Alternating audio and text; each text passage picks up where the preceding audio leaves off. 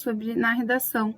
A gente está com 2 aulas, aí a gente dividiu em 2, né? O que a gente vai falar, obviamente, porque estamos com 2 aulas. Mas, no caso, hoje a gente vai falar um pouco sobre as competências e a estrutura de um modo mais geral. Aí a gente vai falar sobre alguns eixos temáticos e sobre a introdução. Aí na próxima aula é desenvolvimento e conclusão. Beleza. Começou a gravar já, né? Sim. Tá bom. A gente trouxe um pouco geral, realmente. Algumas partes não tem muito o que complementar, mas o primeiro de todos seria em relação à competência. A gente recomenda para quem está começando o estudo de redação agora, ou realmente para quem já tem uma base, que estude as competências, porque querendo ou não ter como é que eu posso explicar? Saber como escrever um texto e selecionar repertórios e argumentos é muito importante, mas no momento que você não conhece como que isso vai ser cobrado de você, em que competências você pode ser penalizado, o que realmente é obrigatório no seu texto, acaba que a nota não pode ser muito positiva. Então, a gente trouxe aqui umas ideias de competências. Isso aqui relacionado ao Enem, que é a nossa revisão, já que a prova está chegando. Mas alguns vestibulares eles vão ter uma correção própria. O vestibular da UFSC, por exemplo, eles não medem em relação a 1000, né? O máximo é 10. Enfim, é próprio de cada um. Aqui no Enem a gente trouxe as 5 competências que existem.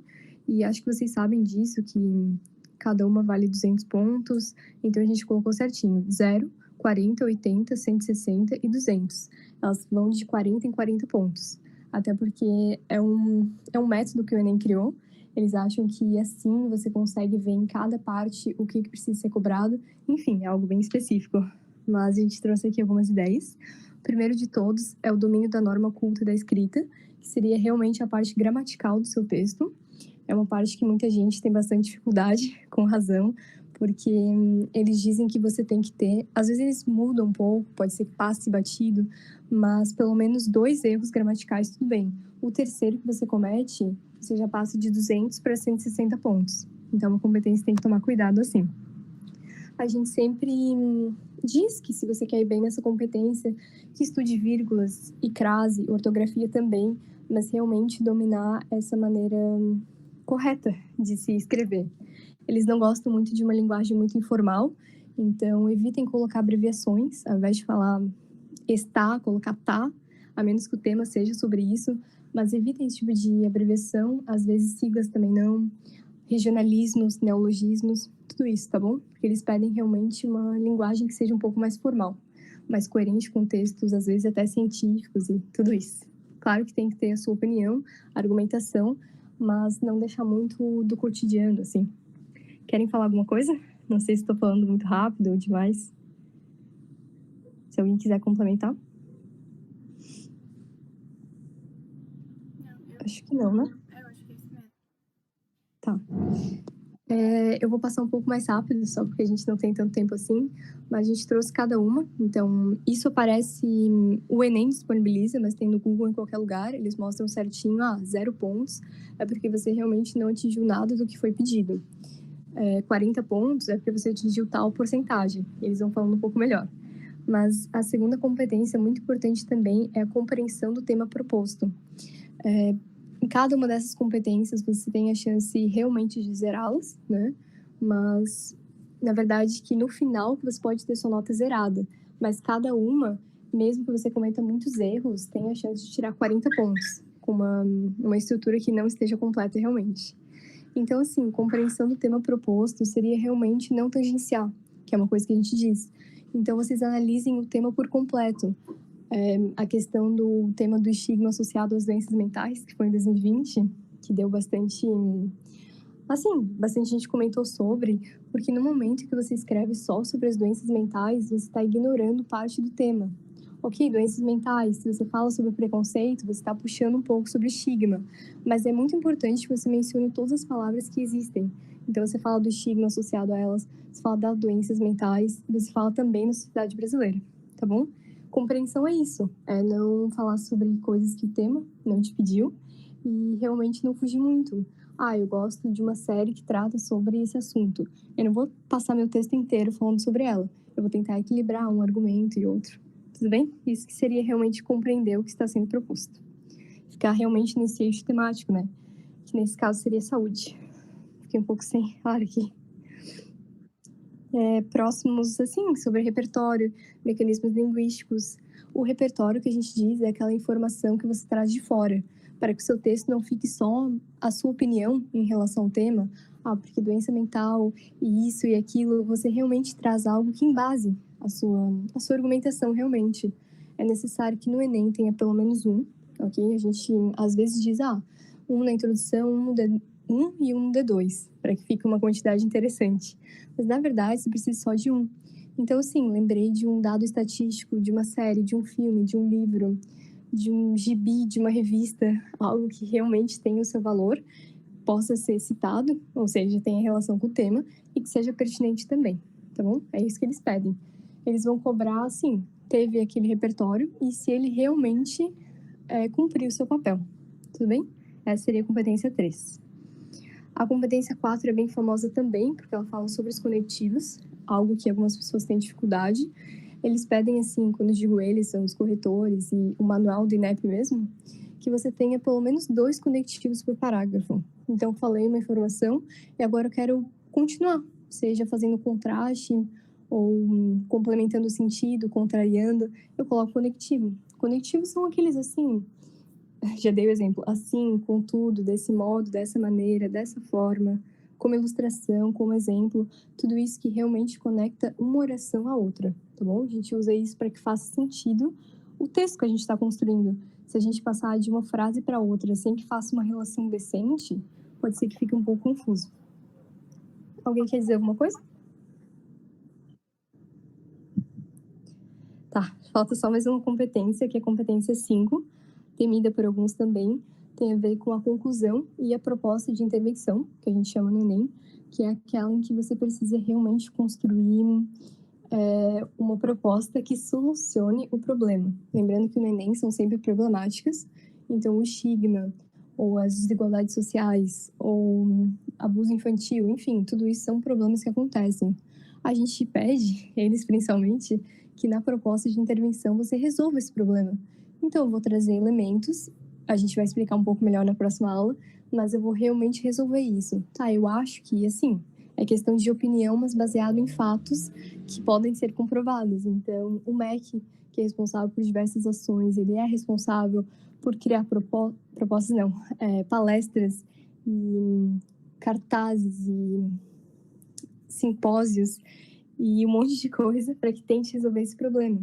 Então, é isso que a gente pede. De uma maneira geral, é o agente, a ação, modo ou meio, uma finalidade, assim, um objetivo e um detalhamento, tá bom? Depois a gente comenta um pouco melhor, traz um texto para embasar, mas de maneira geral é isso.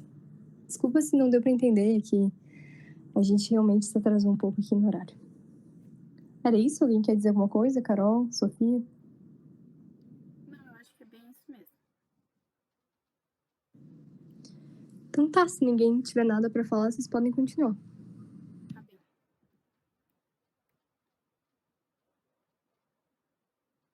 Aqui eu acho que é uma nova explicação para isso tudo que a Maria acabou de falar. Explica um pouco melhor o que é cada competência, mas a gente vai passar porque ela acabou de falar isso. Agora a estrutura era a parte da Júlia, Maria. Daí não sei se tu quer falar. A estrutura ela só colocou ali para a gente dar uma lida rápida, mas seria realmente o que fala cada parte. A gente vai trazer a introdução e algumas ideias de desenvolvimento, mas ela só comentou assim, introdução, que é realmente o parágrafo, que você introduz as suas ideias, o que vai ser tratado no texto. Então, você tem que deixar claro, não com todos os detalhes existentes, mas deixar um direcionamento para o que você vai tratar.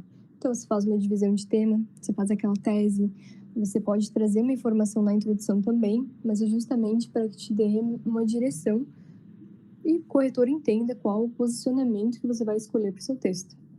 Desenvolvimento, justamente quando você vai desenvolver as ideias e argumentos que você trouxe. Na introdução, você faz um breve resumo. O desenvolvimento é para ser a parte do texto maior. Normalmente, a gente faz 2. O primeiro para falar de uma causa dessa problemática e o D2 para falar de outra. Normalmente é assim. E a conclusão, que nem eu comentei para vocês, é isso. No Enem, de resolver esse problema, de comentar um pouco melhor como que a gente pode tentar fazer para amenizar. De estrutura era isso.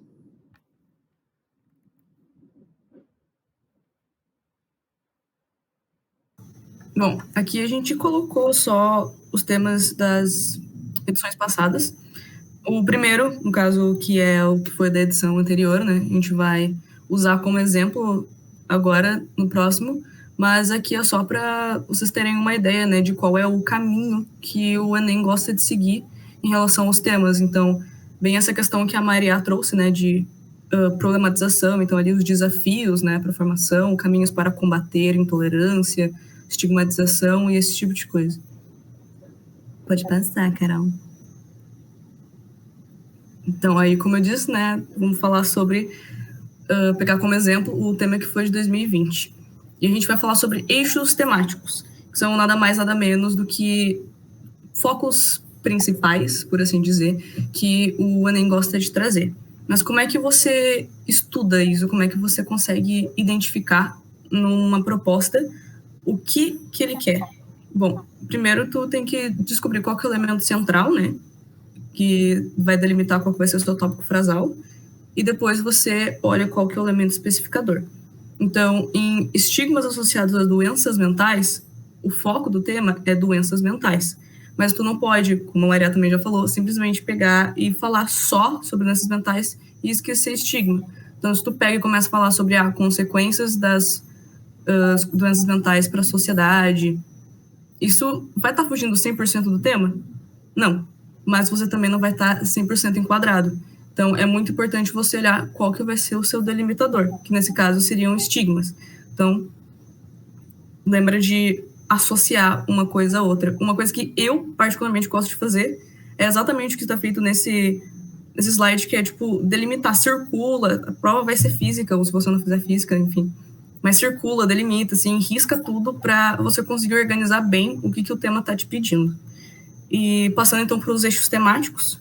Carol, pode passar. Então, aqui a gente tem um eixo que chama meio ambiente, que é bem explicatório, né? Então, a gente tem ali alguns temas que podem exemplificar o que é o eixo temático principal, mas uma coisa muito importante sobre temas em geral é que um tema, um eixo temático pode estar relacionado com outro. Tá, como assim? Então, pega ali a má gestão do lixo e os seus prejuízos ambientais.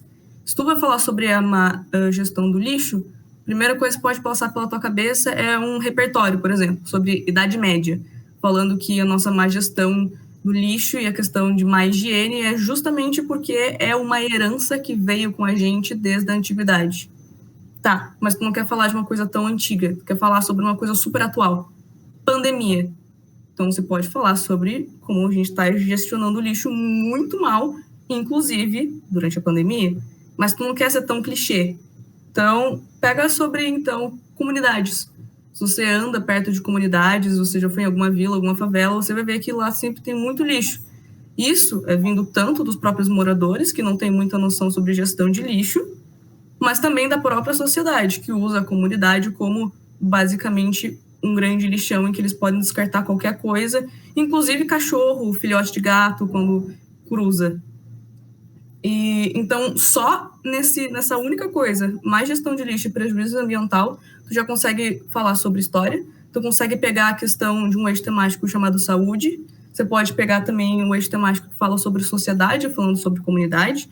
Então, é muito importante você ter essa carga, não é necessariamente você ter muito repertório, não é isso. É você escrevendo sobre o meio ambiente, por exemplo, numa redação, agora, se cai sobre saúde no Enem, tu ainda tem uma carga, querendo ou não, de uma coisa que você já fez.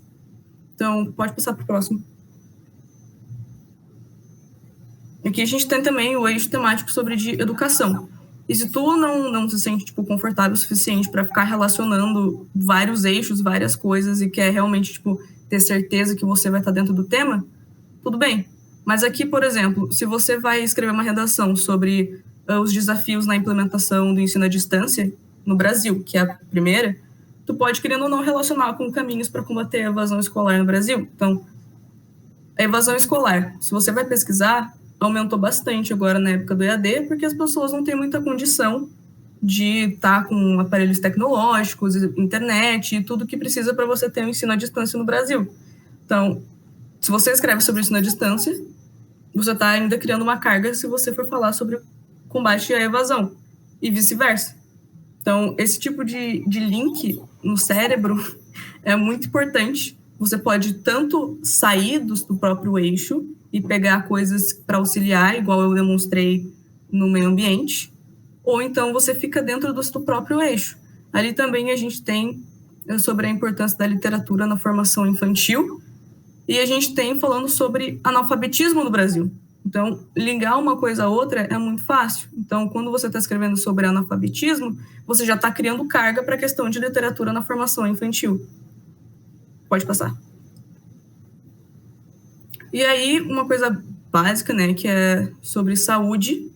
E saúde também é um tema que você pode acabar relacionando com muitas outras coisas. Então, se você falar sobre a doação de sangue, os desafios para doação de sangue, você pode relacionar com um problema da sociedade, que é a questão de, em muitos lugares ainda, se você é um homem que teve relação sexual com outro homem no período de 6 meses, você não pode doar sangue. Se você for falar sobre caminhos para combater o reaparecimento de doenças erradicadas, você também pode trazer uma questão social, como os antivax, mas você também pode trazer uma questão ambiental, falando sobre como a gente prejudicar o meio ambiente vai trazer como consequência no futuro novas doenças, ou doenças que uma vez já existiram e agora estão voltando. Então, esse tipo de link, tanto, né, entre o próprio eixo, como entre outros eixos, é bem importante para você conseguir realmente formar como se fosse um armazém de ideias na sua cabeça que vão poder te ajudar em vários temas. Não é uma fórmula pronta que, oh meu Deus, eu estou usando uma fórmula para a redação do Enem. Não, é só um conhecimento, é um repertório que está dentro de vários eixos e você pode utilizar.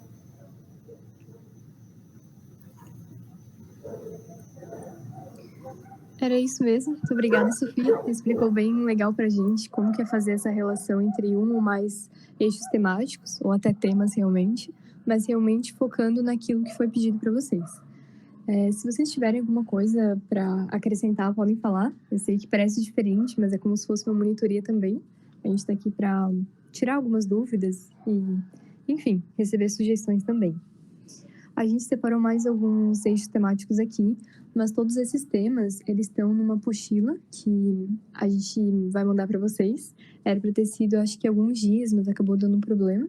A gente montou certinho algumas questões e no final tem todos esses temas para que vocês deem uma olhada. Não necessariamente escrevam, mas realmente pensem a respeito o que poderia ser citado em cada um.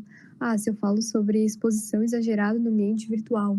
Tentem fazer esse estudo, assim, essa percepção, alguns dias antes do Enem, do tipo, se eu não tivesse acesso a nenhum material para pesquisar, o que eu poderia falar sobre isso? Enfim, só para vocês terem um estudo um pouco mais direcionado também.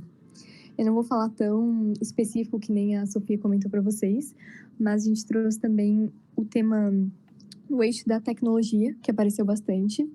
E se vocês forem olhar o histórico de temas já cobrados pelo Enem, a grande maioria, se não todos eles, envolvem a sociedade, até porque ser humano, nós e tudo isso, mas alguns deles, inclusive de 2018, eles trazem a tecnologia como uma relação presente.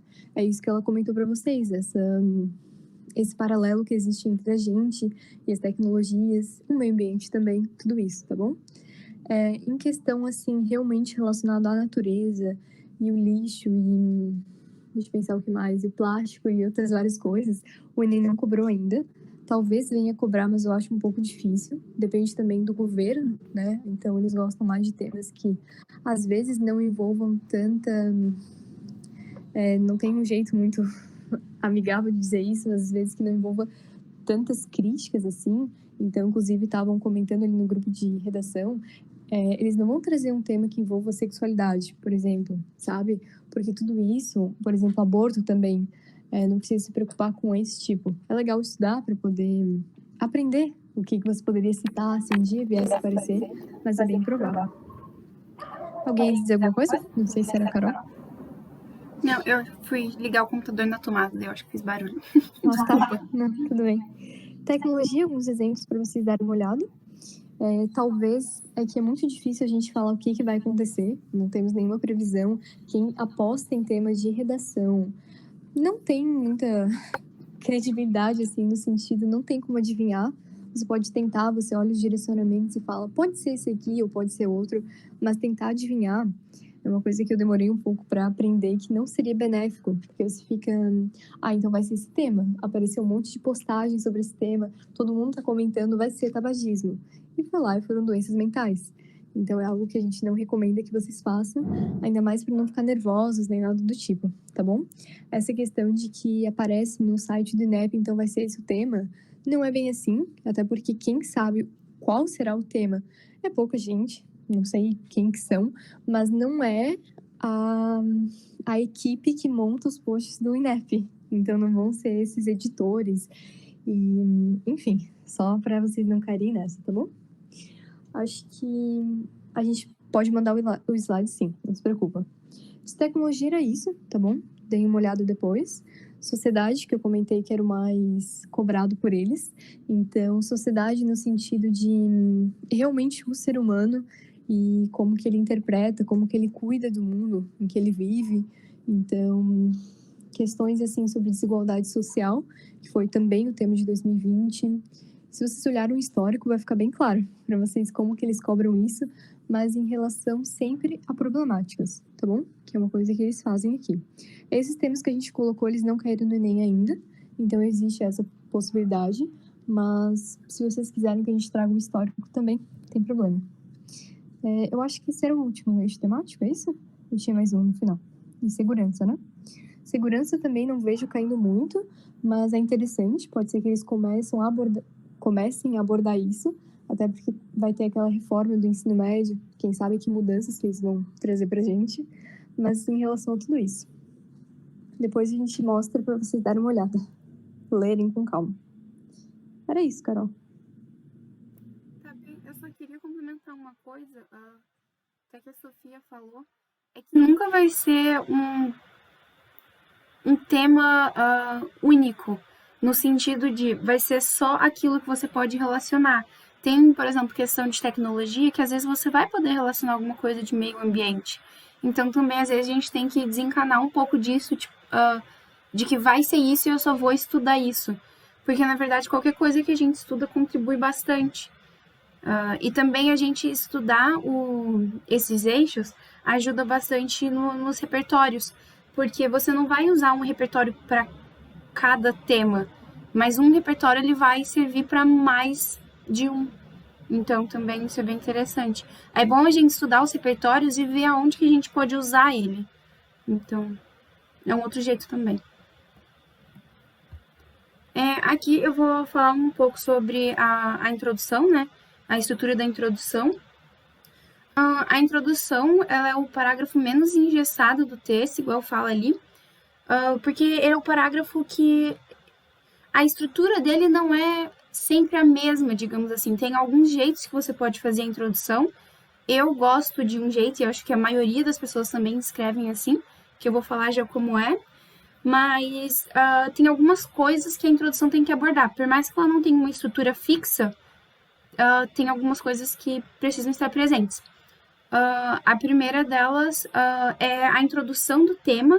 Normalmente a gente começa com uma contextualização, seja a gente vai usar um repertório, né? Seja esse um fato histórico, um livro, uma série, não sei, qualquer coisa, uma teoria, que a gente vai introduzir o tema. A gente nunca começa de cara com o tema, a gente faz toda uma contextualização. Aí depois disso, a gente relaciona com o tema da redação, o tema que apareceu lá. Depois a gente coloca 2 teses, que eu já vou abordar um pouquinho mais de cada ponto. Uma coisa que a gente tem que lembrar também é que a gente precisa citar o tema, mas a gente não pode copiar. Porque quando tu copia, aquilo lá é descontado, né? Não conta como linha, não conta como se fosse algo escrito teu, porque não foi, você só copiou o tema. Então, é sempre bom a gente usar sinônimos, né, do tema da redação, mas a gente tem que citar ele na introdução, porque a introdução ela é feita para situar o leitor, no caso vai ser o corretor que vai ler essa redação, situar no que ele vai estar lendo, sobre o que ele vai estar lendo. E é isso, assim, a gente não pode copiar, mas a gente precisa citar. E essa estrutura, a gente começa fazendo essa contextualização, igual fala ali nesse segundo parágrafo, que ela é dividida em duas partes, a gente faz uma contextualização, novamente, usando um repertório, a gente bota um ponto, porque é muito importante, a gente não faz parágrafos com menos de 3 pontos, tem que ter no mínimo 3 pontos, né, que seriam daí 3 períodos, senão fica muito grande, uma ideia muito confusa.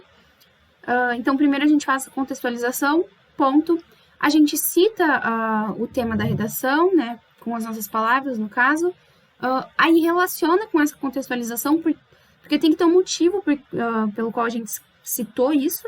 No caso, a gente faz essa relação e depois a gente coloca 2 teses. E o que são essas teses? São os 2 pontos que a gente vai abordar no desenvolvimento 1 e no desenvolvimento 2.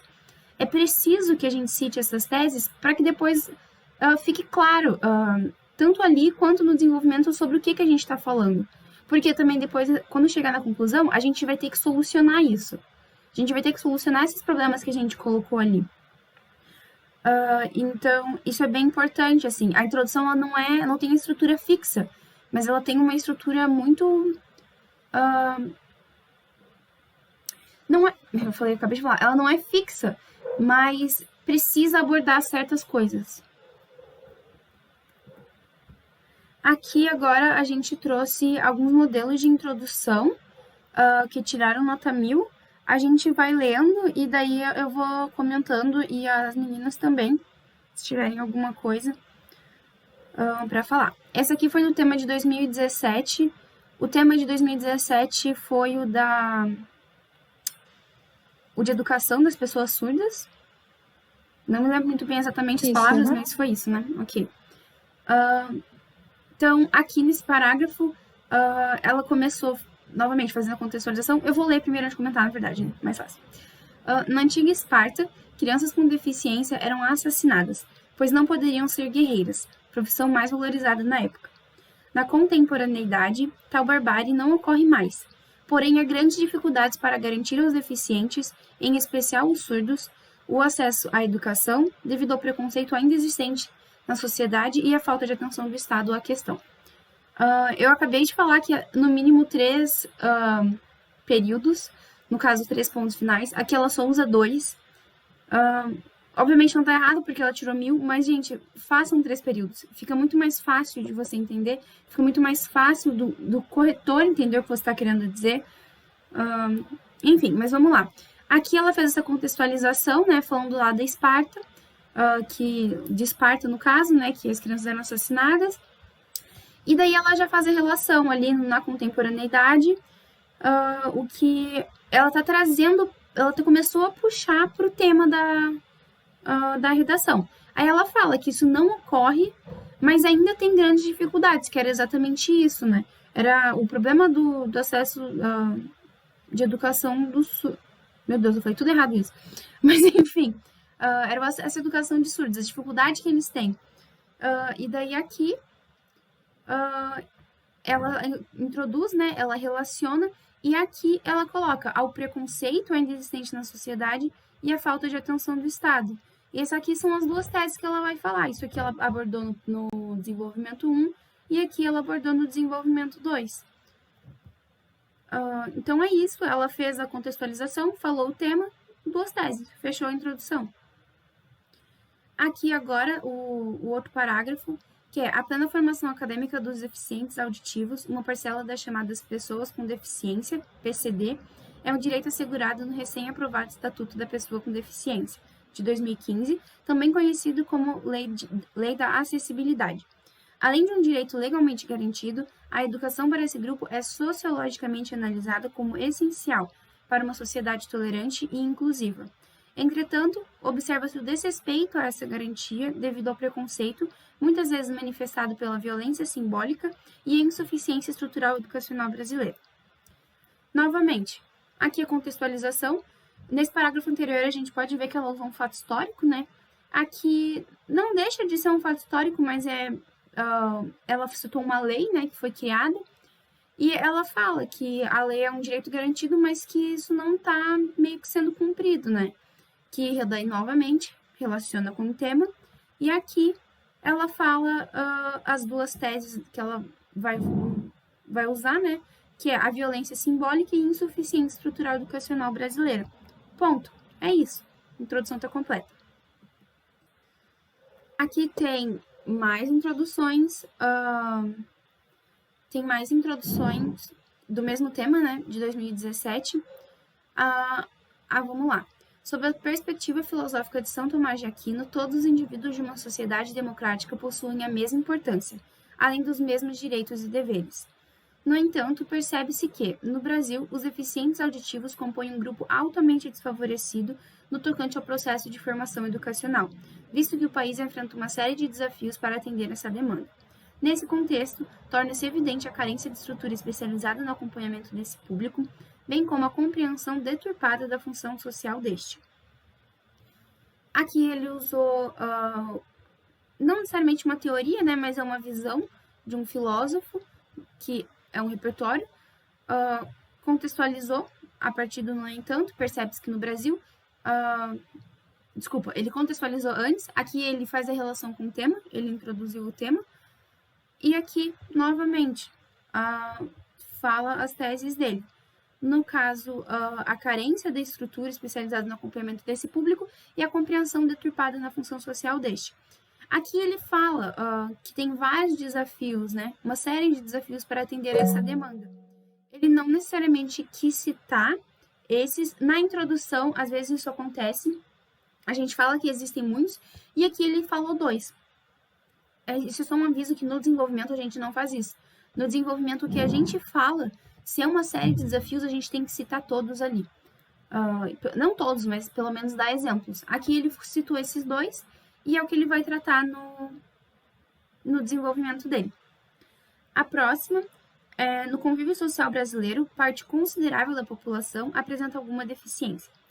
Nessa conjuntura, grande parcela dos surdos, em especial, não tem acesso a uma educação de qualidade, o que fomenta maior empenho do poder público e da sociedade civil com o fito de superar os desafios para a efetiva inclusão desses indivíduos no sistema educacional. Aqui, foi usada uma estrutura um pouco diferente, porque, igual a gente já comentou, a introdução ela não necessariamente tem uma estrutura fixa, ela não fala necessariamente as duas teses bem explicitamente, o que ela fala, ela não fala explicitamente a tese que ela vai abordar. Não está errado, mas é um pouco difícil a gente fazer uma redação assim, porque às vezes o corretor não identifica. E o corretor, ele não vai ficar lendo e relendo a tua redação para procurar alguma coisa. Ele vai ler, se ele entendeu aquilo, ok. Se ele não entendeu, ele não vai ficar procurando. Então, o melhor que a gente faz é colocar isso aqui, no caso das teses, bem explícitas, ao invés de deixar assim. Mas aqui ela fez uma contextualização e apresentou o tema. Ficou faltando as teses.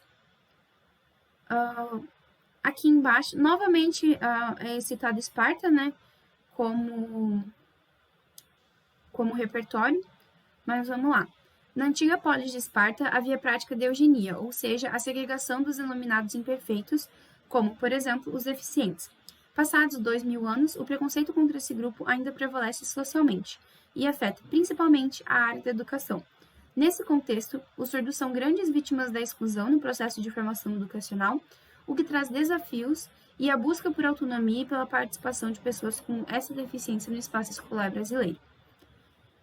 Aqui ele faz novamente, né, a contextualização, e aqui ele faz isso bem...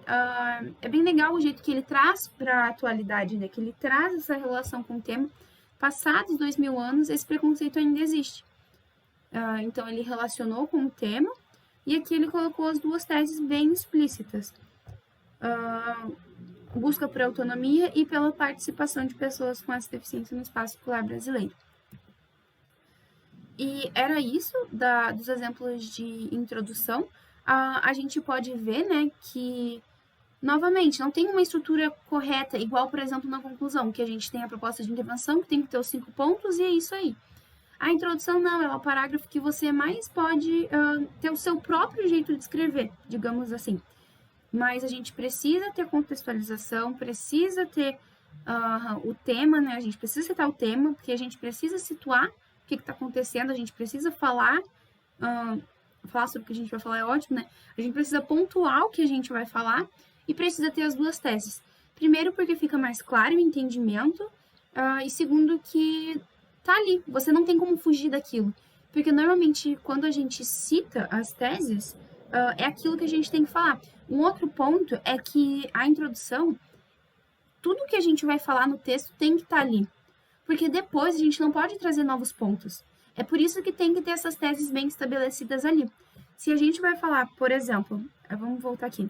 A gente vê, ele falou aqui, busca por autonomia e a participação de pessoas com essa deficiência. Ele tem que falar sobre isso no desenvolvimento. Então, também é um lugar para a gente estabelecer o que a gente vai falar. Ele vai falar que o problema que a dificuldade de acesso dos surdos na educação é por conta desses 2 tópicos. Então, ele tem que falar sobre esses 2 tópicos. Ele não vai poder abordar nenhuma outra coisa no desenvolvimento. Porque tudo que a gente fala na introdução, a gente tem que explicar depois, né? No desenvolvimento. E no desenvolvimento a gente não coloca nada novo. Assim como na conclusão, muito menos.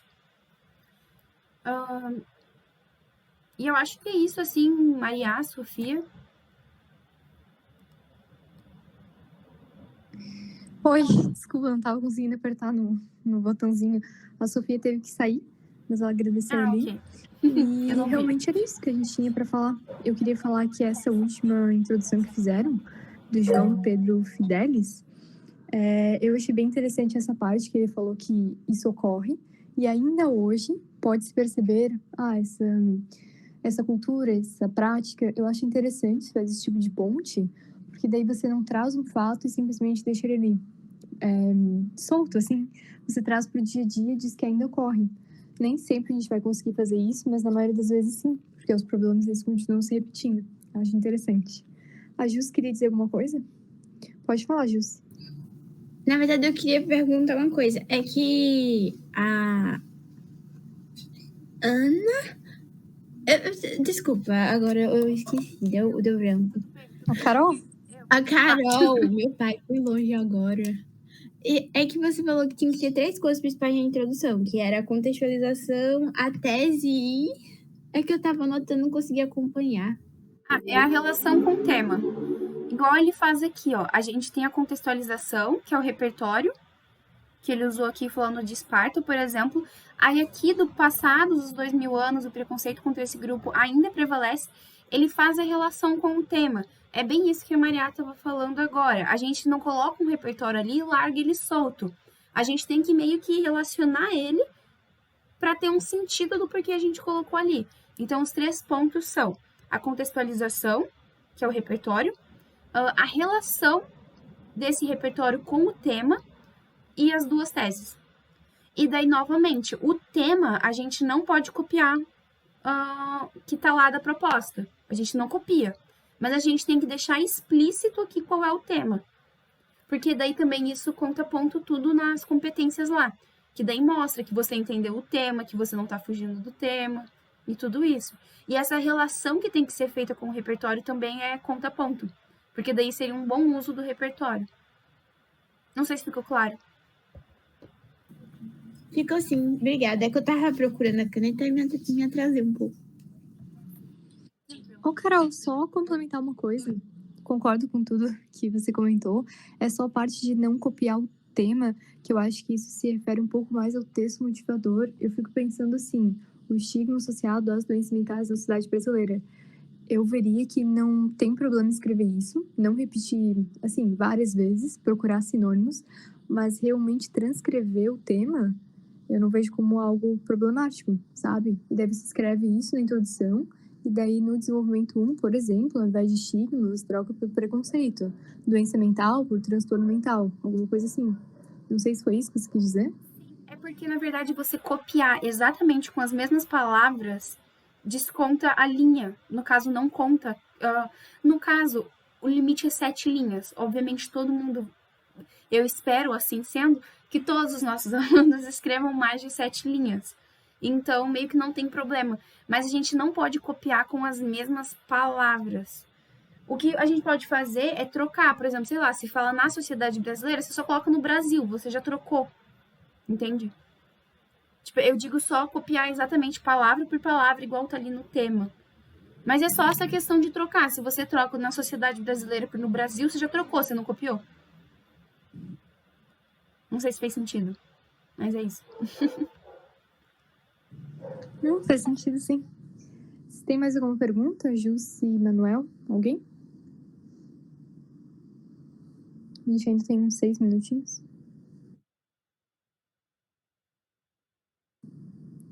E o resto do pessoal também. Não quis excluí-los, não. Se não for isso, acho que a gente vai encerrando.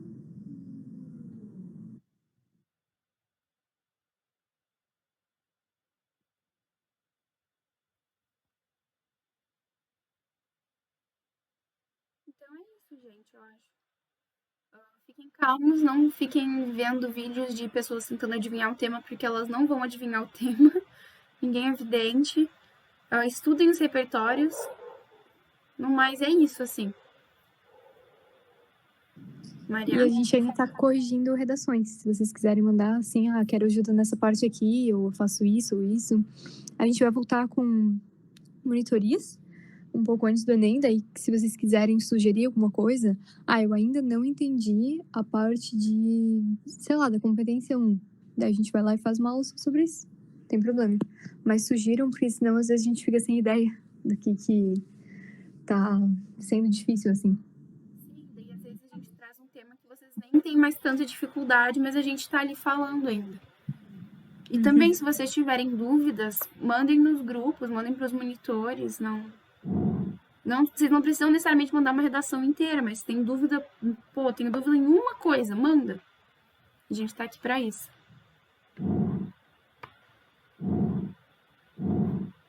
Eu vou parar então aqui o compartilhamento. Vou voltar aqui. É isso, gente. Algum comentário, alguma coisa?